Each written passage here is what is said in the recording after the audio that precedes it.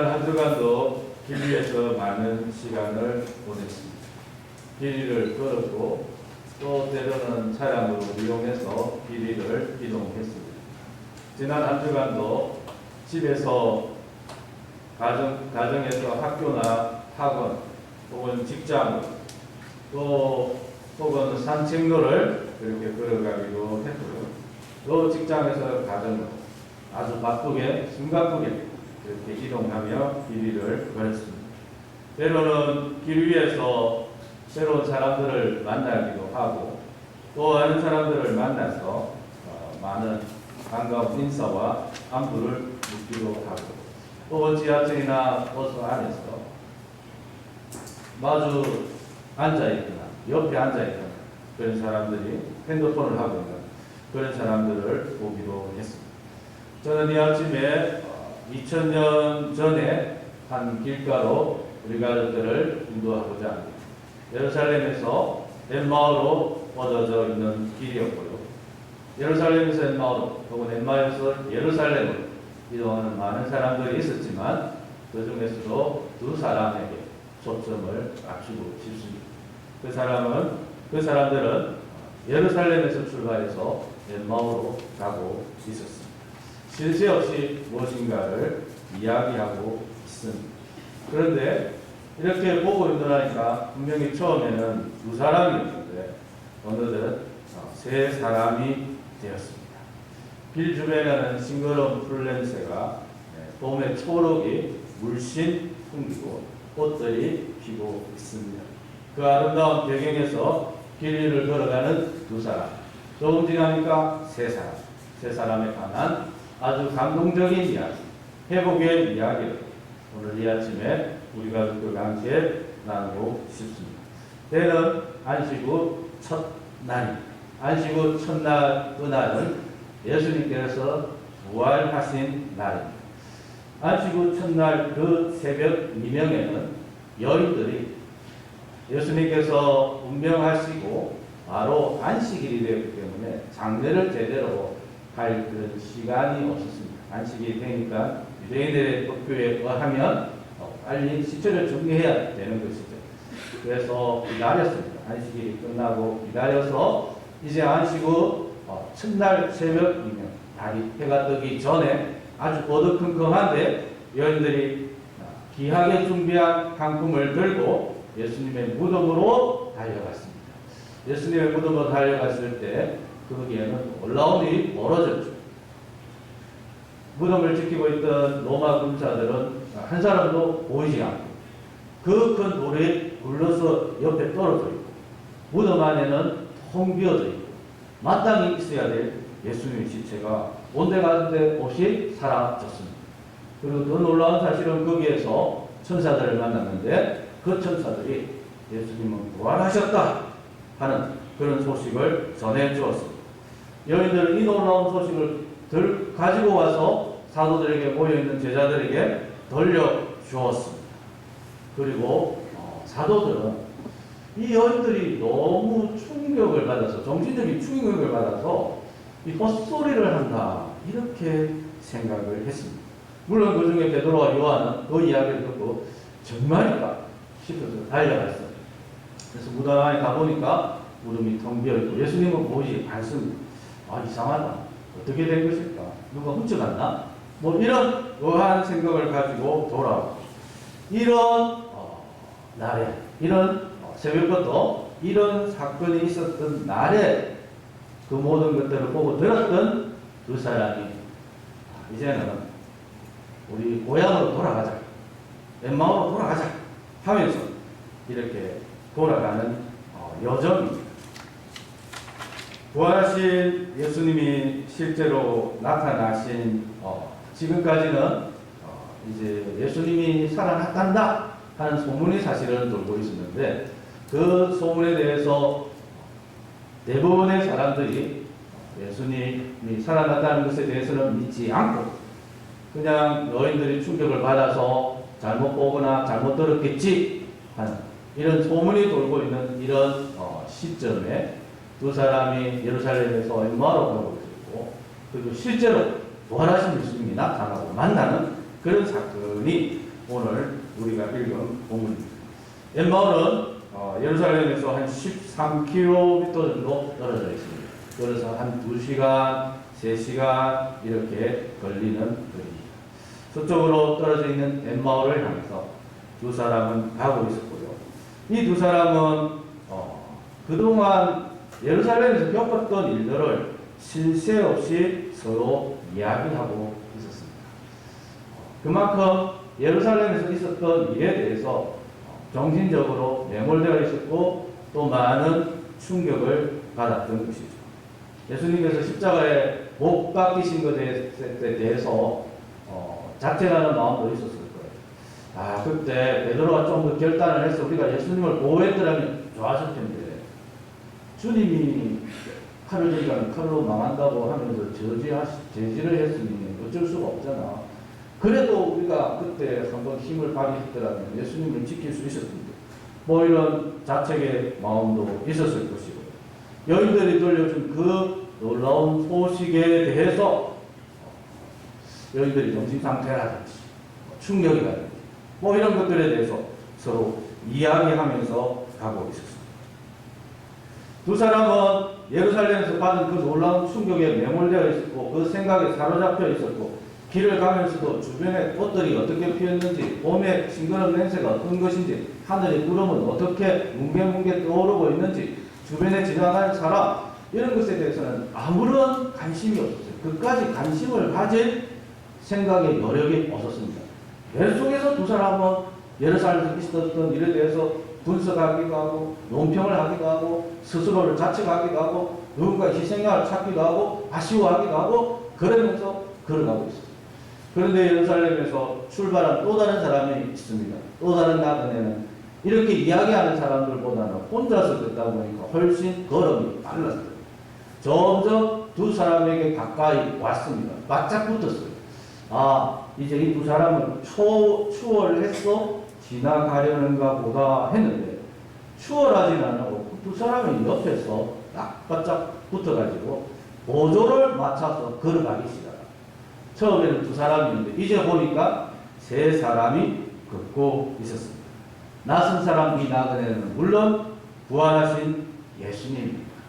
한참 걸어가다가 느닷없이 예수님께서 두 사람에게 질문을 합니다. 같이 이야기할 지금 관계가 아닌데 질문합니다. 아니 아까부터 계속 보니까 두 분이서 굉장히 심각하게 무슨 이야기를 하시는데 주변에 경치며 이런 풍경이며 전혀 상관하지 않고 계속해서 심각하게 이야기를 하고 있는데 도대체 어떤 이야기를 하고 있습니까? 이때 두 사람이 멈췄었습니다. 표정은 대단히 슬픈 기색입니다. 우리는 한 번쯤은 이런 순간이 필요할 것 같습니다. 내가 생각하고 있는 것, 내 생각을 사로잡고 있는 것, 내가 받았던 충격적인 경험들, 일들이 사실은 나에게는 대단히 중요한 일입니다. 나는 그 일에 대해서 이야기를 하고 남들이 그 일에 대해서 알아주기를 원하고 나는 쉴 새 없이 그 이야기를 합니다. 그러나 예루살렘에서 엠마오에서 다시 예루살렘까지 그 이야기를 한다고 해서 사건이 해결되고 문제가 해결되고 내 감정이 상처가 아픔이 치유되고 회복되지는 않는 것 같아요.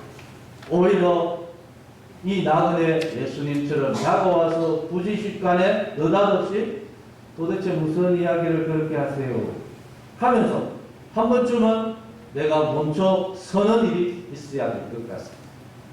차가 계속 가고 있잖아요. 계속 가면 그 차는 어떻게 되겠습니까? 그 차를 한 번쯤은 누가 막아줘야 합니다. 멈춰서야 합니다. 그래서 정비도 하고 기름도 넣고 하는 그런 휴식, 그 시간이 필요합니다. 두 사람은 계속해서 이야기하고 있습니다. 예루살렘에서 있었던 일은 너무나 충격적인 일이에요. 그들의 청춘을 버리고 예수님을 따랐는데 예수님은 십자가에 못 박혀 죽어버렸어요. 예수님을 통해서 꿈과 미래를 꿈꿨는데 모든 것이 끝장이 나버렸어요. 그 일에 대해서 매몰되고 계속해서 이야기한다고 해서 해결되는 건 아무것도 없죠. 예수님은 길가에 이 두 사람을 따라오셨고 두 사람과 동행했고 그 사람에게 질문하셨습니다. 도대체 무슨 이야기를 그렇게 심각하게 오랫동안 하고 있습니까? 그럴 때 두 사람은 멈췄습니다. 발걸음을 멈췄습니다. 대화를 멈췄습니다. 내몰려 있던 그 생각을 멈췄습니다. 그리고 두 사람 중에 글로벌이라는 사람이 예수님을 향해서 오히려 질문합니다. 아니, 당신도 지금 예루살렘에서 오고 있는데 예루살렘에서 일어난 일을 알지 못합니까? 슬픈 기색을 하며 당황스러운 표정을 하며 터무니없이 질문하는 예수님을 향해서 오히려 글로버가 질문을 합니다. 우리가 지금 하고 있는 이 이야기 당신은 모릅니까? 지금 예루살렘에서 어떤 일이 일어났는지 예루살렘에서 머물다가 오시는 분이 그 일을 알지 못합니까? 라고 질문을 했습니다. 그때 예수님께서 정말 천연덕스럽게 아무것도 모른다는 것이 다시 한 번 더 질문합니다. 도대체 무슨 일이에요? 이때 글로버가 이제 이야기를 하죠. 사실은 조금 전까지는 막 감정의 표출이었어요. 아쉬움의 표출, 자체, 누군가에 대한 원망, 이런 것들이 모여있습니다. 예수님께서 두 번에 걸쳐서 질문을 하면서 글로버의 생각이 쭉 정리됩니다. 그러면서 예수님에 대한 그의 나름대로의 정리가 나옵니다. 첫 번째는 나사렛 예수의 일이니, 우리가 지금 하고 있는 모든 이 이야기의 핵심 주제는 나사렛 예수님. 다른 예수가 아니라 나사렛 출신의 예수님인데, 그는 선지자입니다. 하나님과 모든 백성 앞에서 말과 일에 능하신 선지자였습니다. 라는 하나님과 사람 앞에서, 백성들 앞에서 말과 일에 능하신 선지자입니다. 라는 이 표현은 사실은 구약적인 배경을 가지고 있습니다. 모세를 비교하고 있습니다. 우리가 모세는 어떤 직업을 가진 사람입니까? 라고 생각을 질문을 한다면요. 모세는 전직 애국의 왕자도 되고 양을 치는 목동도 되고 이스라엘 백성들을 애국에서 구원해 어떤 정치가, 혁명가, 군사 지도자 이렇게 다양하게 표현할 수 있겠습니다. 그런데 신명기 34장 10절에는 이 모세를 선지자라고 표현하고 있습니다. 그 후에는 이스라엘에 모세와 같은 선지자가 일어나지 못하였나니, 이후로는, 모세 이후로는 선지자들이 있기는 하지만 모세와 같이 그런 대단한 선지자는 없다는 것.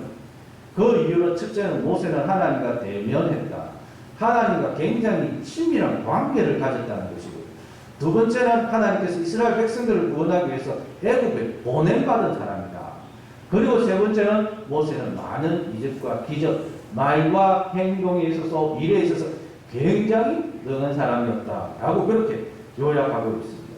신약에서 스데반이 많은 유대인들 앞에서 설교를 하는데 사도행전 7장 22절에 보면 이 스데반도 비슷한 평가를, 모세가 애굽 사람의 모든 지혜를 배워 말과 일에 능하더라. 바로 이 구약의 모세를 이 글로바는 예수님과 비교하고 있습니다. 예수님은 모세와 같은 위대한 선지자입니다. 말과 일에 능한 선지자입니다. 하나님과 굉장히 친밀한 관계를 가지고 있어서 말을 하는 대로 역사가 일어났습니다. 그뿐만 아니라 그 하나님께서 예수님을 우리에게 보내셔서 우리 민족을 구원할 자였습니다. 라는 것이 속량할 자로 생각했다. 이스라엘을 속량할 자라고 생각했다. 라는 부분에 있다는 것입니다. 그런데 모세는 살았잖아요. 애굽의 그 바로의 권력 앞에서 도망도 가고 어쨌든 살아서 다시 이스라엘로 파송받고 사역을 감당했는데, 예수님은 뭔가 하기도 전에 이렇게 돌아버렸죠.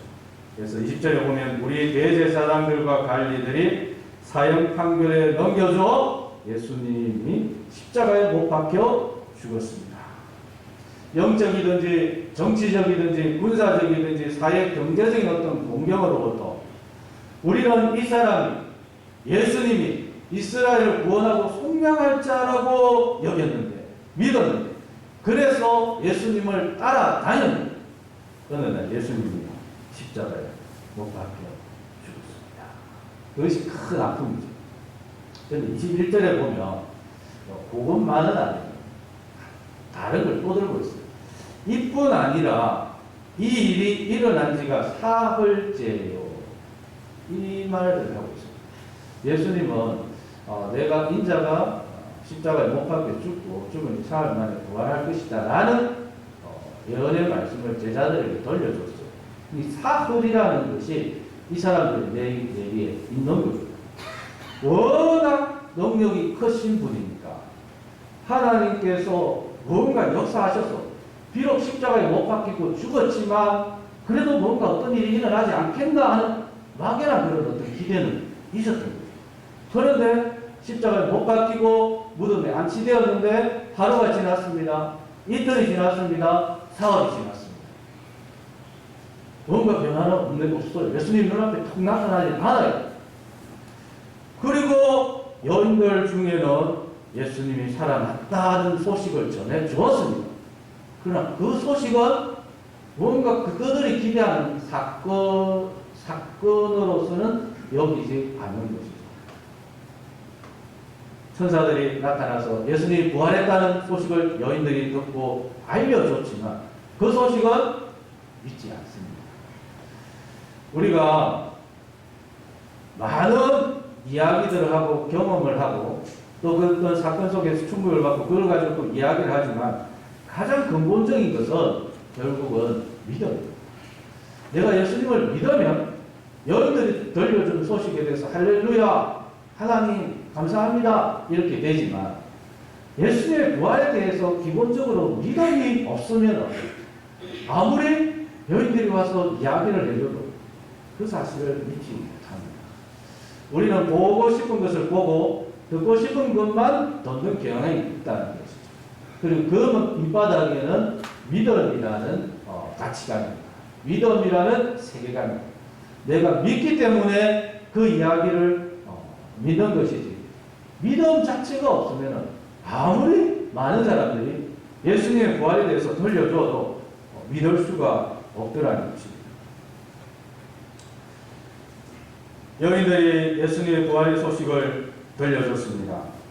새벽에 무덤에 갔다가 시체는 보지 못하고 그가 살아나셨다 하는 천사들의 이야기를 들려줬습니다. 또 우리와 함께 있는 두 사람이 무덤에 가서 그런 확인을 했지만 예수는 보지 못하였다. 그런 이야기들을 불러다가 예수님에게 들려주었습니다. 예수님께서 그 이야기를 듣고 정리는 참 잘했습니다. 그죠? 잘 듣고 예수님의 평가 미련하고 선지자들이 말한 모든 것을 마음에 더디 믿는 자들이요. 예수님께서 부활하실 것을 다 이야기해 줬고 천사들을 통해서 여인들에게 이야기를 해줘도 결국은 믿지 못하죠. 사람이 다시 어떻게 살아날 수 있나? 라는 이 전제, 편견, 경험적 사실 앞에서 예수님의 부활을 믿지 못하고 믿지 못했기 때문에 이 두 사람은, 두 제자는 예루살렘을 떠나서 엠마오로 향하고 있습니다. 사실은 내 인생에 가장 나를 잘 아는 사람은 나 자신입니다. 그거는 맞아요. 그렇지만 또 때로는 내가 지금 가장 잘 안다고 하는 이 일에 대해서 내가 사실은 가장 잘 모를 수 있고 나 자신에 의해서 내가 지금 속임을 당하고 있을 수도 있다는 것입니다. 두 사람은 예수님에 대해서 너무너무 잘 알아요. 청춘을 갖다 바치고 직업을 포기하고 예수님을 따라다녔습니다. 이 12제자 이 서클 안에는 들지 못하지만 20명, 20명 이 정도의 서클 안에는 들은 아주 초대교회의 기라슨 같은 그런 분들입니다. 예수님에 대해서 가장 잘 안다고 생각하고 예수님이 죽었고 실망하고 좌절하고 낙담하고 터벅터벅 엠마오로 가고 있어요. 주변에 어떤 사람들보다 예수님을 대해서 잘 알고 보니까 예수님에 대해서 모르거든요. 예수님은 부활하셨어요. 여인들에게 부활의 소식을 알려줬어요. 그것을 믿지 못했습니다. 가장 잘 안다고 생각하고 있었지만 사실은 전혀 모르고 있었습니다. 그 배경에는 미련하고 선지자들이 말한 모든 것을 마음에 더디 믿는 자들이요. 믿음이 약했어. 믿음이 없었어. 믿음이 부족했어. 살아온 삶의 그 경험과 지식이라는 완고한 편견에 갇혔어. 예수님 부활을 믿지 않았던 것이죠. 그런 이유로 예수님은 두 제자를 향해서 너무너무 미련하다. 왜 이렇게 마음에 더디 믿느냐. 그냥 어린아이처럼 주를 말씀 쫙쫙 받아놓듯이 그렇게 믿어버리면 될 텐데 왜 그렇게 더디 믿느냐라고 꾸짖었습니다. 그러면서 이제 길가에서 두 사람을 상대로 부흥회가 일어났습니다. 두 제자들이 놓치고 있었던 것은 무엇입니까? 그리스도의 영광은 십자가의 고난을 통해서 고난이란 관문을 거쳐서 일어난다는 사실이죠. 신약 시대 이스라엘 백성들이 예수님을 메시아로 받아들이기 어려운 이유가 있습니다. 구약의 백성들도 마찬가지인데 사도행전 8장에 보면 빌립이 예루살렘에 일어난 이 박해를 피해서 광야로 가게 되고 광야에서 에티오피아 여왕 간다게의 재무장관 메시를 만나게 됩니다. 이 메시가 이사야 53장 7절 이하의 말씀을 낭송을 하고 있습니다. 그가 도살자에게로 가는 양과 같이 끌려갔고 틀 깎는 자 앞에 있는 어린 양이 조용한것 같이 그의 입을 열지 아니하였도다. 그가 굴욕을 당했을 때 공정한 재판도 받지 못하였으니 누가 그의 세대를 말하리요. 그의 생명이 땅에서 빼앗기리로다. 이 말씀을 낭송을 하고 있으니까 이 광야에서 좀 떨어져 있어도 이 소리가 들리는. 그래서 빌립이 용기를 내서 그 마차 앞으로 가서 그 예시 재무장관에게 지금 낭송하고 있는 부분을 이해가 되십니까? 라고 했어요. 그때 이 예시가 나에게 지도해주고 가르쳐주고 해석해주는 사람이 없는데 내가 이것을 어떻게 이해하겠습니까? 라고 합니다. 고대나 현대나 한 나라의 재정을 담당하고 있으면 이 정도는 다 이해가 할 수 있죠. 문맥 자체가 어려운 것은 아닙니다.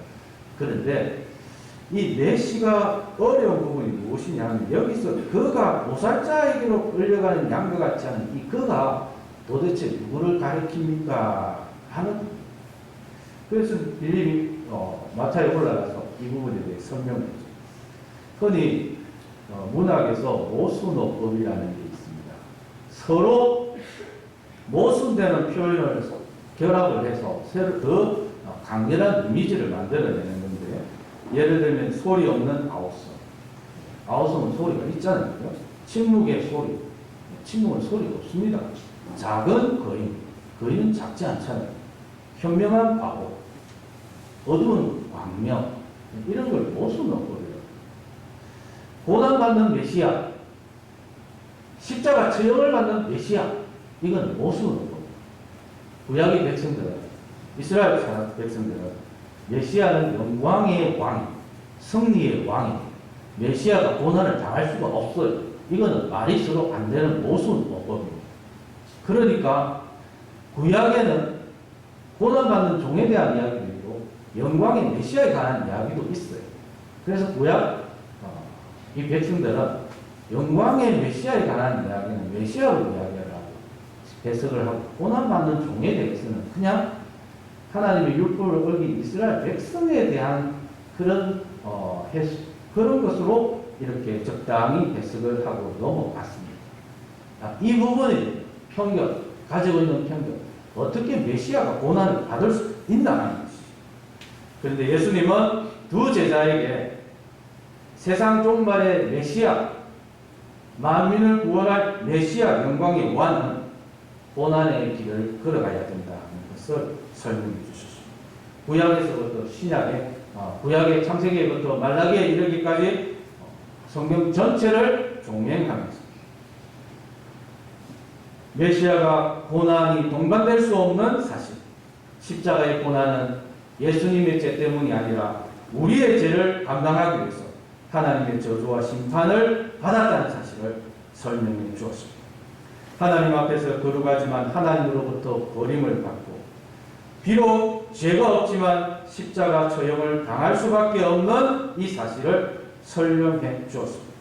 빌립은 내시에게, 예수님은 두 제자에게 창세기부터 말라기에 이르기까지 대속의 죽음에 대해서 설명해 주었습니다. 그들은 마을에 이르렀습니다. 너무 은혜를 받아서 제자들이 예수님께 머물자고 했습니다. 그리고 함께 식탁을 나눕니다. 자, 초청한 사람은 두 제자요, 손님은 예수님. 식탁에서 떡을 나누면서 이 주인과 호스트 입장이 손님이 바뀝니다. 예수님께서 갑자기 떡을 취하시더니 축사하시고 떡을 떼어서 두 사람에게 나눠줘. 이때 두 사람의 눈이 열려요. 마치 오병이어 떡 같은 덩어리와 물동이 두 마리를 나눠서 수많은 사람들에게 축사하고 나눠주시는 그런 모습이 연상이 되었는데, 떡을 나눠주실 때 손등에 남아있는 시퍼런 못자국을 봤는지 두 사람의 눈이 열렸어요. 그동안 염치 눈치 코치 없이 예수님을 알아보지 못했는데, 아, 예수님이시네. 그들이 예수님을 알아보자마자 예수님은 바람과 같이 사라졌습니다. 두 제자의 심령은 뜨거워졌습니다. 말씀과 성령을 통한 심령의 변화, 깨달음은 부활에 대한 확신을 가져왔으며 마음을 뜨겁게 했으며 영이 밝아졌으며 소망이 되살아났습니다. 두 제자는 왔던 길을 다시 돌아서 날이 저물어서 하룻밤 지내려고 했는데, 하룻밤 늦게 가도 예루살렘에 달라지는 것은 없을 터니 그 밤에 그들은 다시 일어서서 길을 되돌아 다시 예루살렘, 주님을 처음으로 만났던 예루살렘, 주님을 따라다니며 말씀을 듣고 하나님 나라에 대해서 배웠던 예루살렘, 주님이 나를 위해 고난당하시고 십자가 형벌을 받았던 예루살렘, 부활의 주님이 기다리고 계시는 예루살렘. 박해와 핍박이 여전히 기다리고 있지만 믿음의 형제와 자매들이 기다리고 있는 예루살렘. 엠마오를 향하여 갈 때는 시리와 자들과 낙담과 상실감으로 길을 걸어갔으나 예루살렘으로 향하여 갈 때는 기쁨과 소망과 확신으로 돌아갔습니다.